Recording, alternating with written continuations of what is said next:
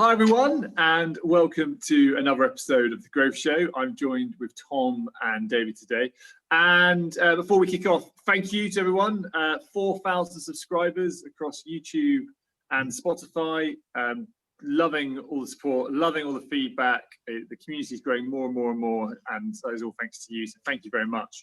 We are going to be picking up the conversation from last week, where we were talking about Trump and Biden and the bringing back together of people. And we sort of went at it from a sort of macro point of view, and we're going to try and get into a few more sort of action points today. So David, let's just go through a few sort of takeaways and action points we think we can do to help people bring people back together. Yeah, I think it's probably worth saying that at the beginning of any kind of disagreement or acrimonious thing, it's usually over something relatively small or not that significant that could be sorted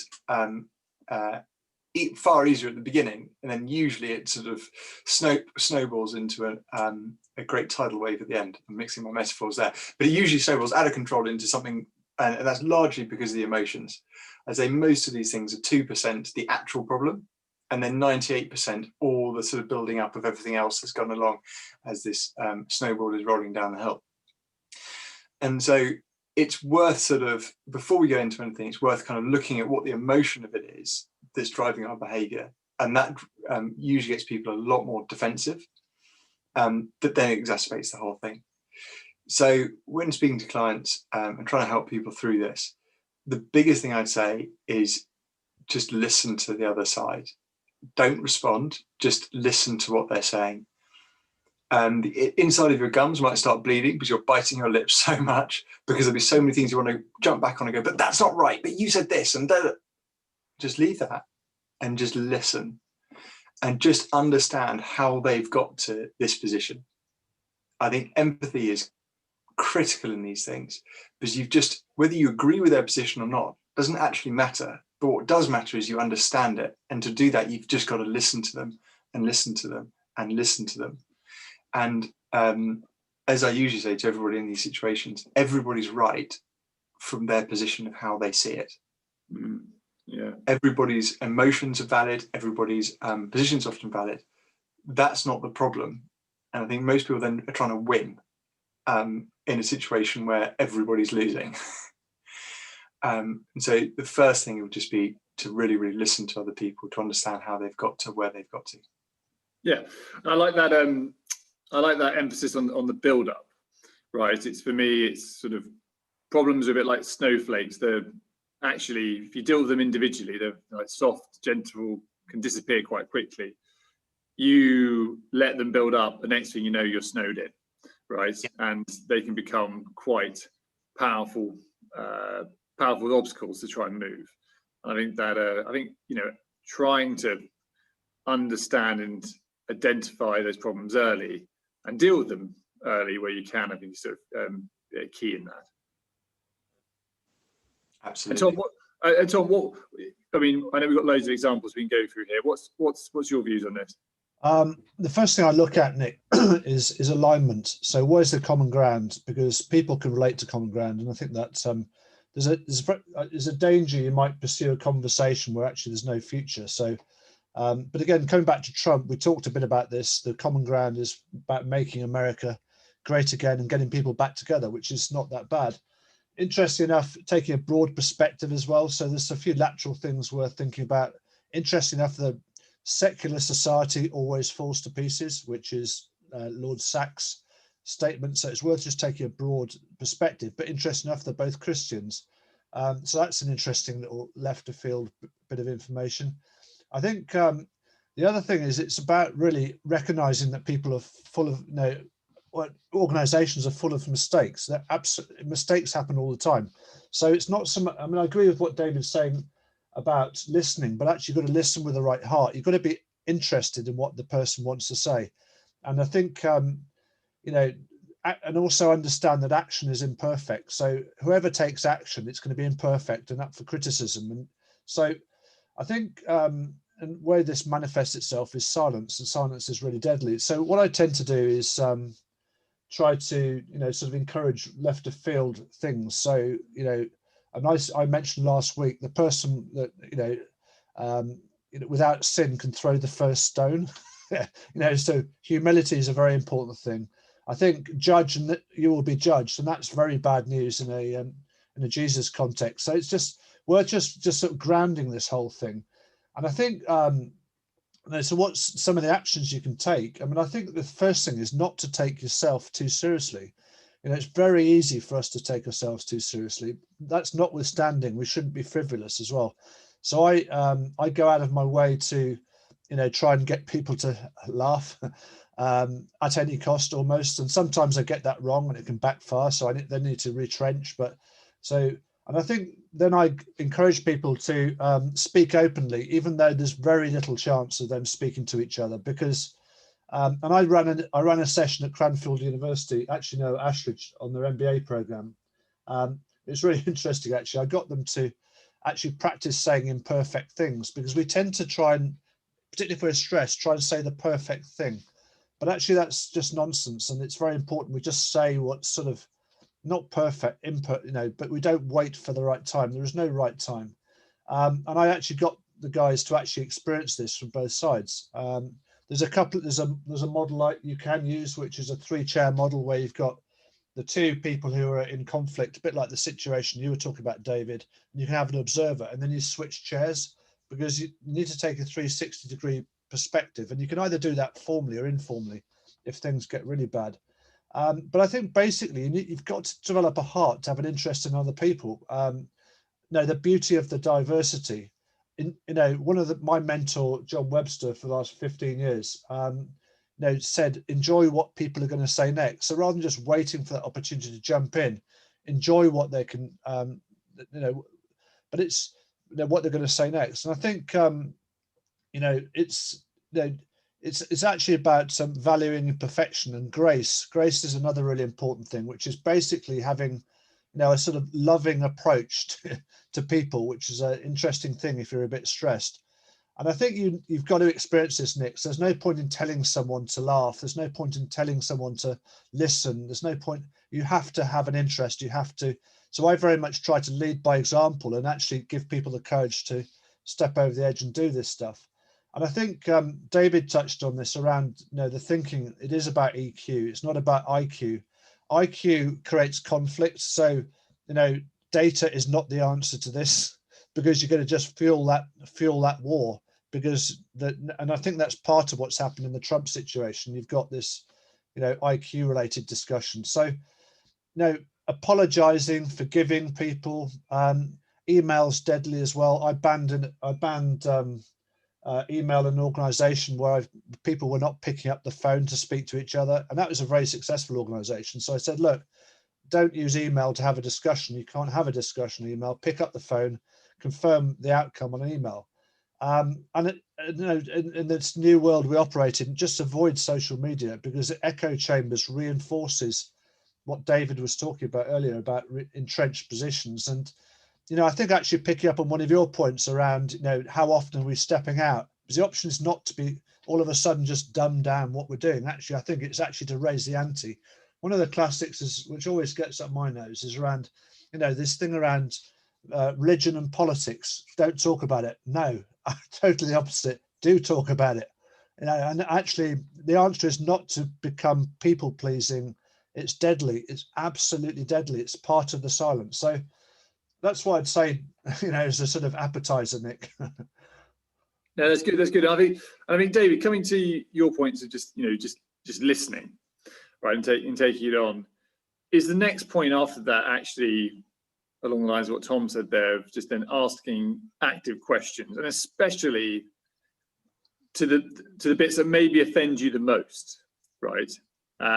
Which is probably the hardest thing to take, is then to go and say you've been told something you probably aggressively disagree with, and I would be tempted in that situation then to go and I'm feeling the inner pain, but then to be able to go and say, can you expand on that, or can you give me some examples, or how can I better address that, right?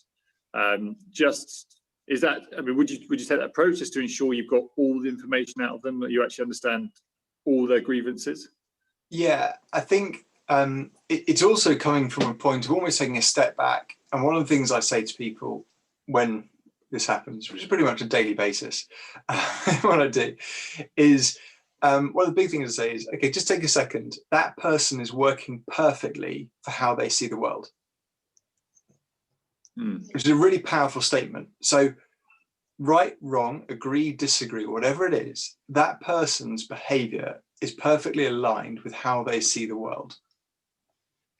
And so your ability as a growing leader or as a business owner or CEO, whatever it is, the best thing you can do is understand how they see the world.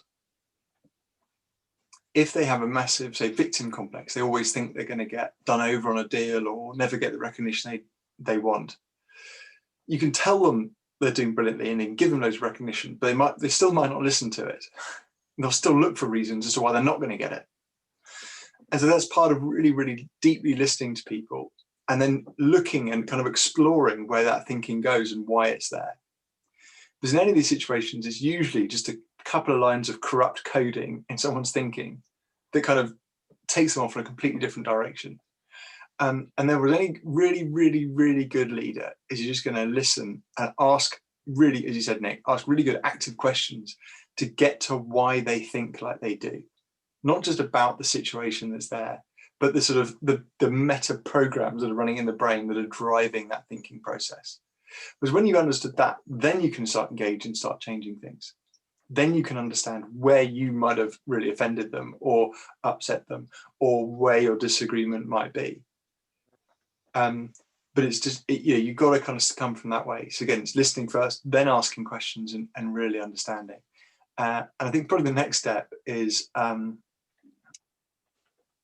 taking quite a potentially large or small humble slice of humble pie and just, saying, look, I'm really sorry. I can now far more clearly see how what I did, upset you in the way it did, and I just want to acknowledge that. And if I had my time again, I wouldn't have done that. But thank you for sharing that. And how can I help you? Kind of move forward. What can I do to change what I do that's going to help? Apologizing things, and genuinely and looking to heal is a great way to bring down defenses, because it shows that you're open and you're wanting to learn. And one of the things that people love talking about is themselves. So if you get people talking about themselves, it's very easy. It's like turning on a tap. It's actually quite hard to turn it off. And that again builds rapport and it builds empathy. And then you've got a much better starting place. Yeah, and you can't tell people how to feel, right? And the majority of these kind of conversations are coming from an emotional standpoint. And what I've experienced, through project managing or working with different teams, is really going down, understanding each of their points, but also then letting them take you on a journey of how they would go to solve these issues, right? And you can see by asking those questions, they're going on a journey, they actually come to sort of crossroads in how they might solve that problem, which are probably sometimes your issues, right? And then at least you hit these points where together they can understand you. Because I think when you just tell someone they're wrong, or go out of your way to prove someone's wrong, that's game over, right? There's famous sayings: it's easier to fool someone than prove someone they're wrong. And I think that's when we were talking last week about the more liberals, the left sort of approach, I guess, or Biden's camp to the Trump guys. Like their current way they're communicating with Republicans is really damning. Like they're going to double down, right? Because they're being just spoken down to and all this, rather than fully understanding, where these guys are coming from, what's their actual point. So I've always found that asking those questions, showing them, asking them how they deal with these problems, rather than telling them they're wrong, you can take them on a path where they're going to understand the problems you faced or why you came into some conflict. And in those moments are beautiful, because you're actually working, the first time in this conversation, you work together to try and solve something, or acknowledge it can't be solved, which is a different different conversation. Different conversations, yeah. I think also, just as there's been a few things sort of really struck me. One is that often we sit, so when we're having these conversations face to face, which hopefully, vaccine permitting, we might be able to do again soon. If you're sitting face to face with someone, again, that's quite, that can be quite aggressive, or it can be quite confrontational if you sit directly. So, if you're in a boardroom or something, try and sit next to the person, or sort of at 90 degrees, so you can almost talk about the problem being on the table and not between you. And that again just it removes another step. And I think that's one of this is a little theory I've got, which I'd love to be able to prove, but someone with a far bigger brain than me probably will be able to one day, is that on Zoom calls, everybody's looking at you. In what meeting would you ever have 3, 4, 5, 10 people all looking at you and there's nobody around you? Maybe an interview, or if you're in the dock being under the prosecution. It's not something that cognitively we have dealt with as much on this level. So I think that naturally, again, you can get the kind of us and them feeling. And that if you're in a meeting where people are, sharing a view that you don't agree with, it then visually looks like everybody's against you, because you can see all the people on the screen and they're kind of coming at you that way, which again plays into that, I think. Yeah, I can see that. I can see it from a defensive point of view. Interestingly, I do these conversations where I can see everyone, right? Because purely for the fact of you're gauging reaction on people. And also, quite funnily, not everyone realizes that you can see everyone.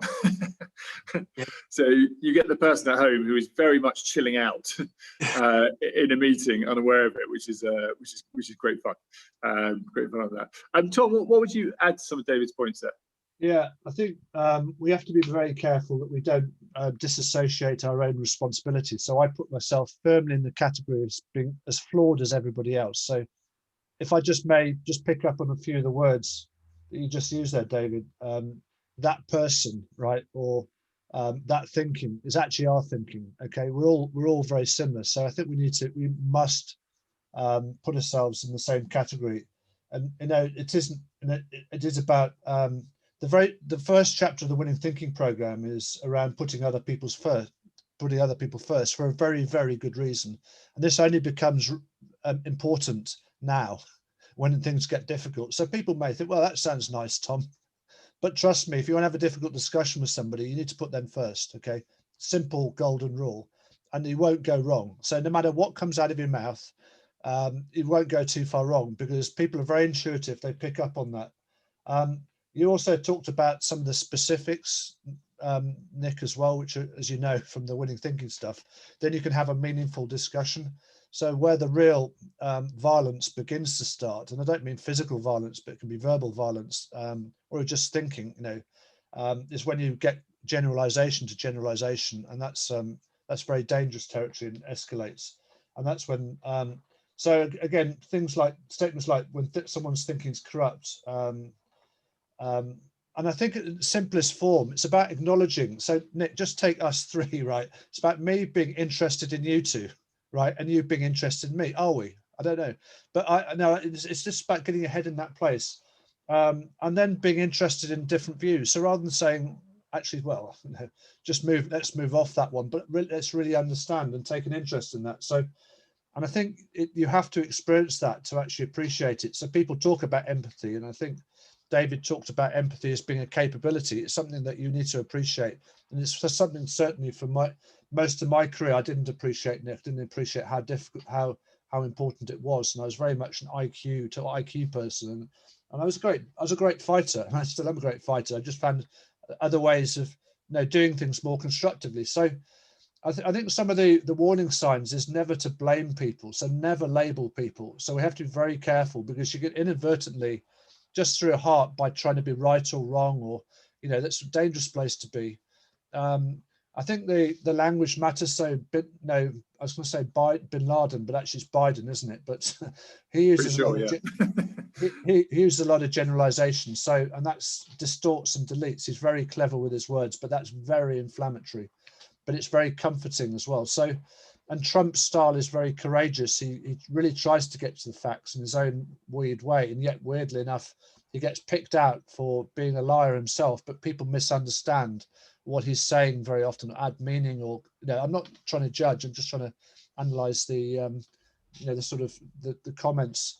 The other aspect of this is it's vitally important to do the right thing as well. So it's quite easy just to avoid difficult things. And this is a great danger at the moment, I think, because these difficult conversations aren't taking place. You find that you're going to get overrun by China. And do we want to be overrun by China? Who's got the confidence to talk about China when this is all going on? So it's worth acknowledging as well that, when you do step over the edge, it's going to be imperfect. And so you will definitely raise the bar, but you need to create a safe place to land. And that's a non-judgmental, loving place to land rather than what typically sort of ensues in this situation. I think as well, if people are angry, you shouldn't say anything. You should stop. You should just reflect. You should, and definitely you should not make any decisions when you're angry, because your anger actually, comes from a very bad part of your thinking, and it's a very unhealthy place to be. So I think some of the sort of warning signs here, Nick, are if we find ourselves labeling, right, or if we find ourselves writing people off, or if we find ourselves avoiding having conversation, that's a warning sign. I think the other one that's a bit weird as well is speaking on behalf of somebody else. That's another very dangerous thing to do, because that actually has got a self-righteous aspect, and it's a secondary fuel of self-righteousness. But that's dangerous because the person is not speaking, and that's actually the reason why those Formula One girls got fired, and they enjoyed their jobs, but everyone else spoke for them, and they all got fired. And that's the danger of this sort of dialogue. And I do think we need to start talking about religion and politics. Now, that's probably the most unpopular thing I'm going to say on this call, but I really do think so, because, from a well-being perspective, it's very important to take a broad perspective. And, if you look at most of the problems we're facing, it requires a lateral perspective. And so I think the other thing is it's okay not to be okay. Okay. So, if you're not feeling good, just say, sorry, I'm just not in a good place. I'm just not ready to have this conversation. Do you mind if I take the dog for a walk or whatever? And so I think there's a fine dividing line between this concept of beautiful imperfection and seeing someone as being a complete idiot, Nick. It's a very fine dividing line. The reality is exactly the same, right? The reality of what's being said is exactly the same. It's just the way you're receiving the information. You either think, well, that's okay. Now I like that. That's different to me. Or you just write them off. You're wrong, or this or that. You label them or whatever. So that's a heart thing. And I think I'll give you an example today. I mean, this is a classic when things really get bad in families. Certainly, I notice some of the worst, most provocative thing I can ever say to my wife is, when I reflect on her and her mother, and that just drives her really mad.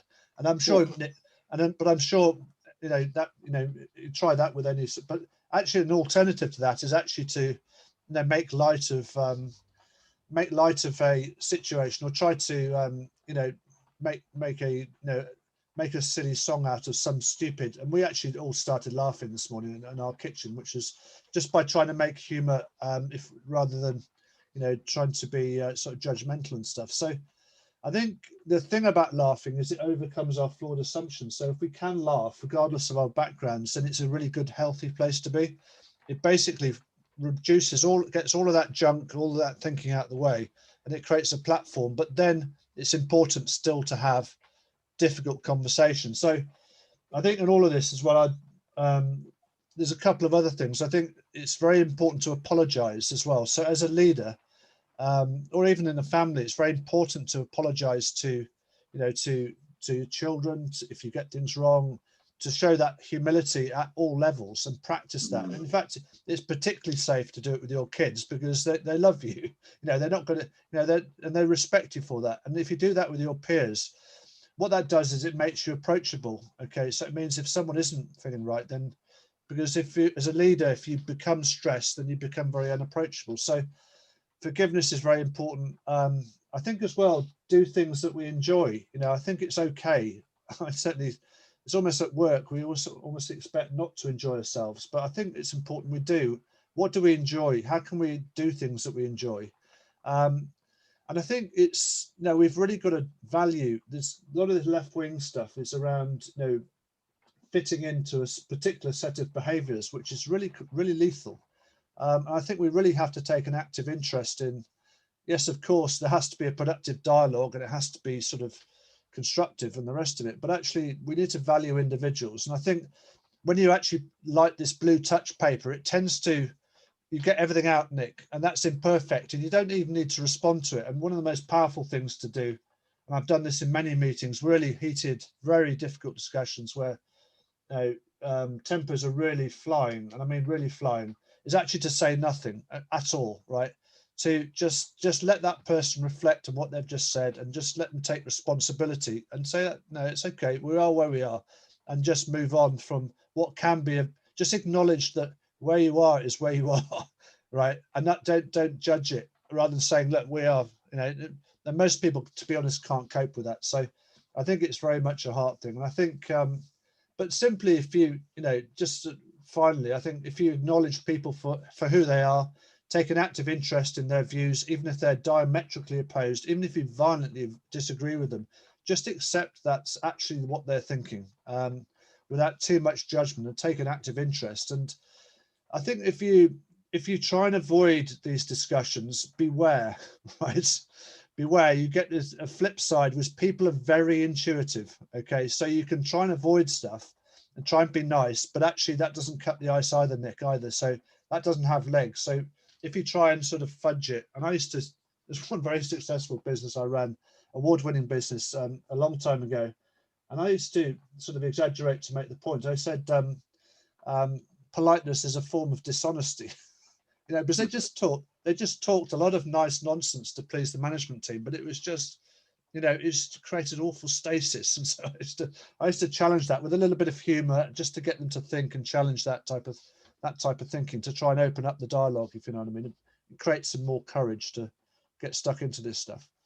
Yeah. Like loads of points there. I think a few that sat with me while you're talking there was, if you're someone at home who gets angry and you sort of dress that up as passion, I always have a bit of an issue with that. I'm like, there's a very big difference between being passionate and being emotional, and it's very and you need to recognize the difference between the two, because pretending the reason you're getting angry is because you're passionate will just end you up in trouble. Also, it's interesting you're talking about, we should talk more about politics. I think it's that is a really, really, really tricky one in a workplace, especially once you've identified that someone is ingrained in their belief system, right? And you could have I've seen very good relationships break down because all of a sudden they vote in a different way, or fundamentally they're a capitalist, right? Or they're a socialist, like whatever it might be. And I think in a perfect world, I would be open. I do enjoy talking about politics with my sort of close friends. I now steer clear of it because in a workplace, because of time, actually, because I think there's not enough time in the day to actually make a decent point, or take people on that sort of journey. So I've now also realized they're fun conversations. Like, there's not too many I've come out of it going like, we're so much better for that conversation. So that is something I tend to now leave at the door. I would love to be in an environment where it's I think politics and money should be openly talked about all the time, and I think it's fun, and I enjoy being with a group of friends where I know it's a safe space to really find out about Brexit, for example, really test on it, or what's really going on with the Labour Party, or all that kind of stuff. I enjoy that because I'm there to learn. But unless there's two like-minded people, I think that's a pretty I think sorry, just if I may qualify, I mean, I'm not quite sure what you talked about passion and anger, Nick. I'm not quite sure where you took that from. I don't know what was that. What was it? That So you were mentioning it's best not to talk if you're angry, right? Oh, right. Okay. Right. And I totally agree. I've been on a project with someone where I could physically see the guy's veins enlarging, and his fist curling up while someone was talking, and I was just kicking the guy, going like, "Shush, just don't. Whatever is in your head right now, I highly recommend you don't say something." Yes. And I took the guy aside afterwards to go, because he couldn't help himself. He'd blurt something out. So like, that was just a disaster. And then he justified it as the fact, how he's so passionate for this piece of work. And I'm like, that wasn't what I would necessarily call that didn't portray itself as passion. That came across as sheer sort of pig-headed anger, right?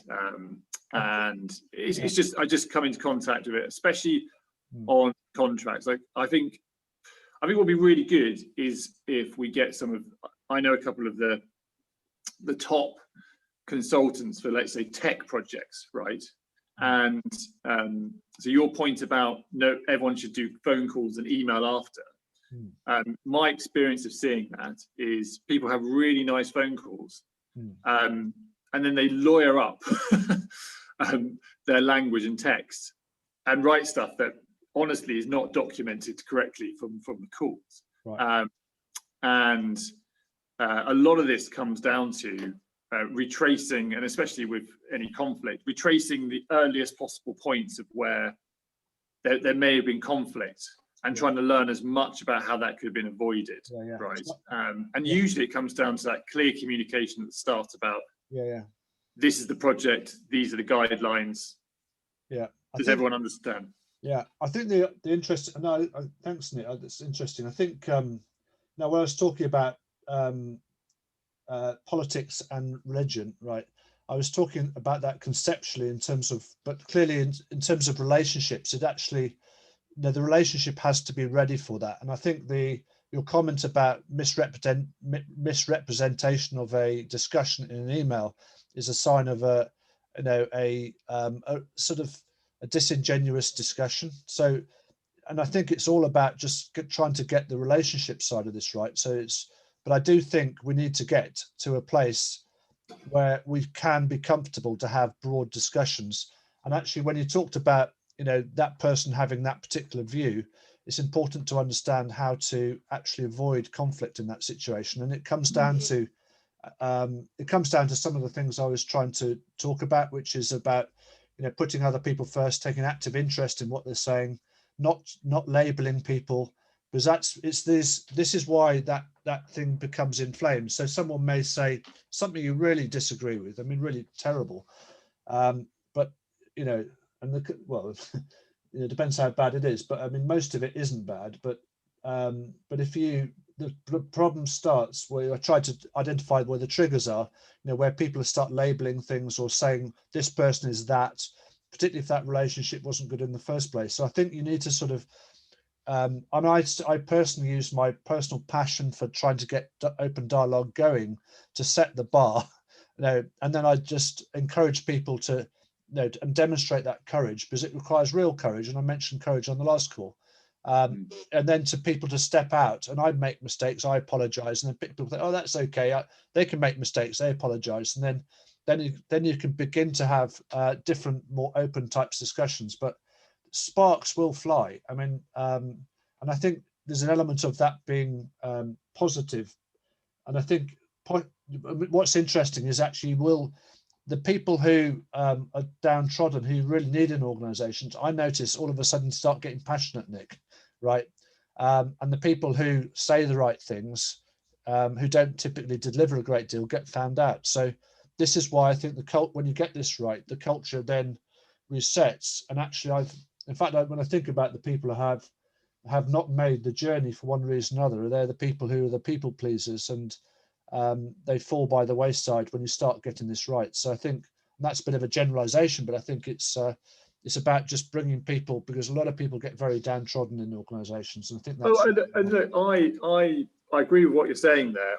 all I was highlighting, and I think that when you're one company is great. I mean, all I was highlighting is the challenge that consulting firms or external people have coming in, where there is a natural blame game, right? You know, there's been like, we've paid you 100,000 to deliver this project.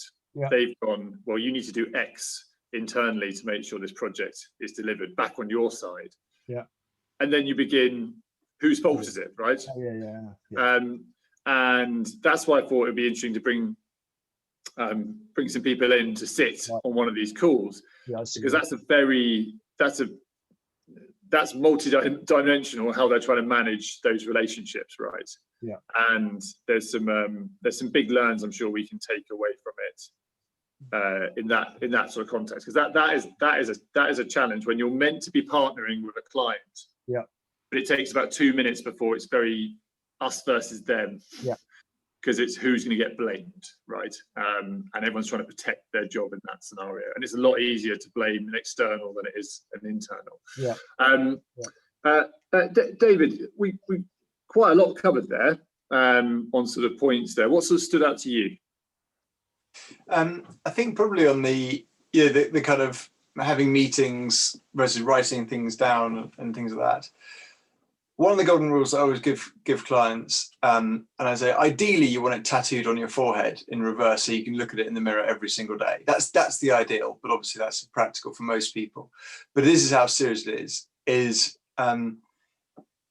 use sort of Slack, WhatsApp, all those things for information. They are not for communication. They're builders' communication tools. They are not communication tools. They're information sharing tools. And don't confuse the two things.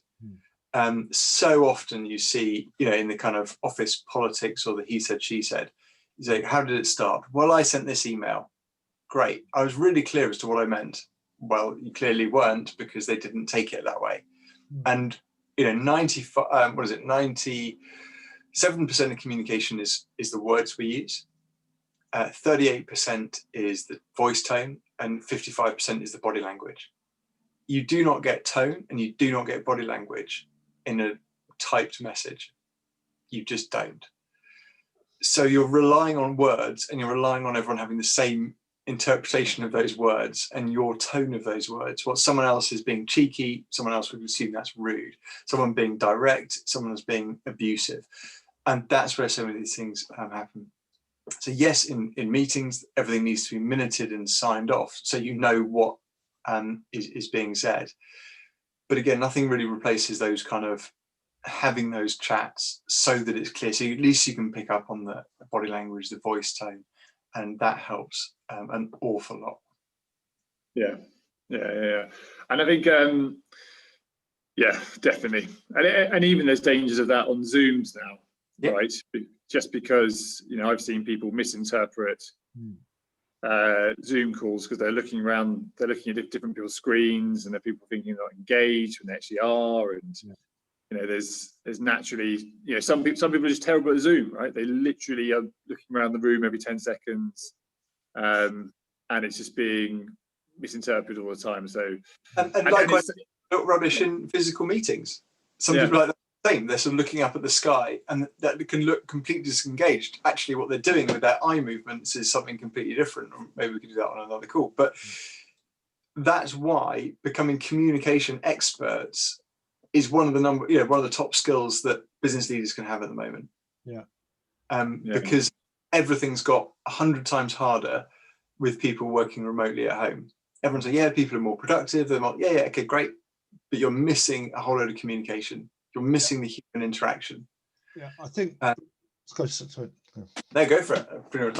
What I was just saying in terms of email, I think this is fairly true. I think it's impossible to have a discussion on email. Okay, so the discussion, because it's a one-way traffic.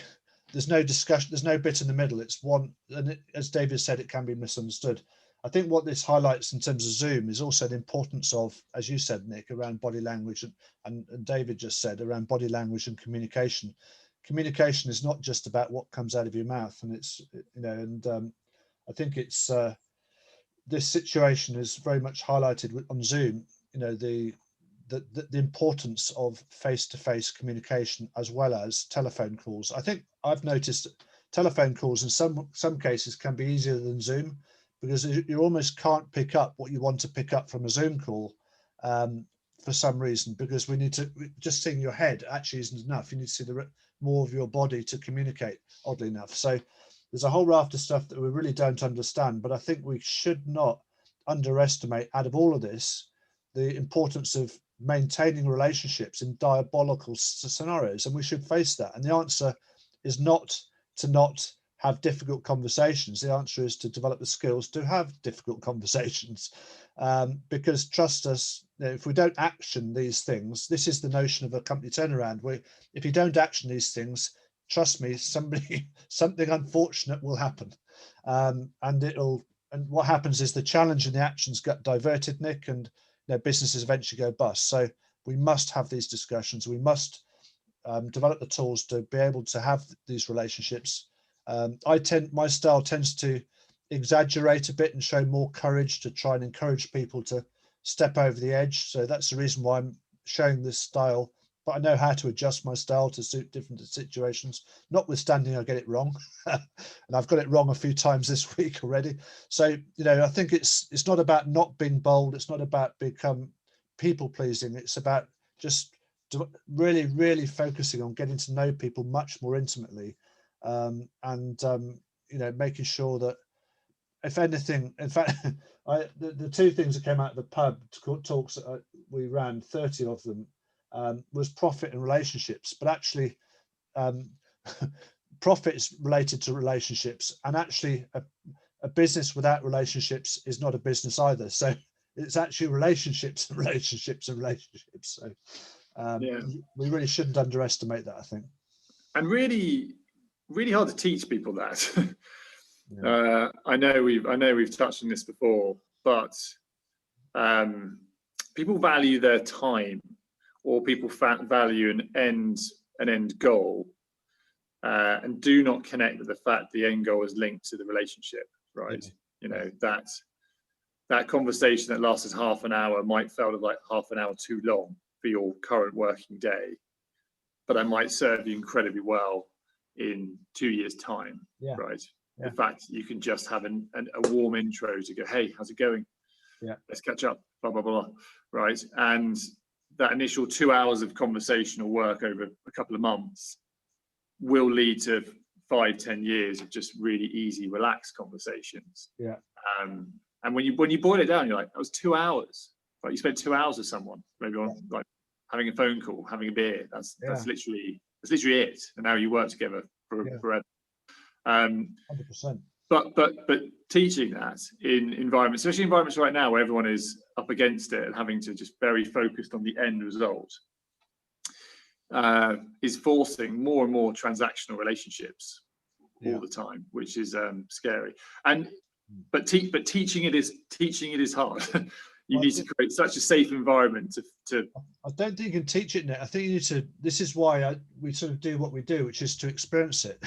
So what's the different perspective that will enable someone to realize this stuff for themselves? Because I think there's a real challenge in education that somehow imparting knowledge works. It doesn't. There's an abundance of knowledge. There's an abundance of information, as David said, which is confused with communication. But actually, I think people, when you're just talking there, I really do think that leadership skills are significantly out of sync. And so I think you are right. So what people would value in terms of how should a meeting run probably needs to be really fundamentally challenged. And people don't see the value, and I certainly didn't for a long period of my career, in terms of informal communication, in terms of building relationships, but actually it makes you hyper productive. So in terms of achieving the outcome, if you are 100% on the money, Nick, you're doing your own stuff, you've got great relationships around you, then you're in a really good place. And my daughter, interesting enough, our kids really provide some clarity, said when she's on Zoom call, she doesn't know how much is going in. If she hasn't got those relationships around her. Very interesting comment, that, Nick. And so I think we are unbelievably reliant on people around us. So I think that we really do need. I don't think it really concerns me that people are thinking 2020. Once it's over, 2021 will be better. And then I think this is actually this is with us, and we need to bridge that gap to prepare, people to meet this challenge. I think it's a very serious problem, or challenge, opportunity, I should say. Yeah. Like most people aren't rushing back into the office, right? I think salespeople want to be, who crave social interaction. Most others don't really want to be. And I mean, just to finish off, I learned this lesson from my first mentor, who pretty much kicked me and punched me every day for me to loosen up. I came to the city being like, right, it's all top hats and how do you do and pinstripe suits and all this kind of stuff. And I was like a board, like an ironing board, just super stiff. I worked unbelievably hard, but I was boring as, right?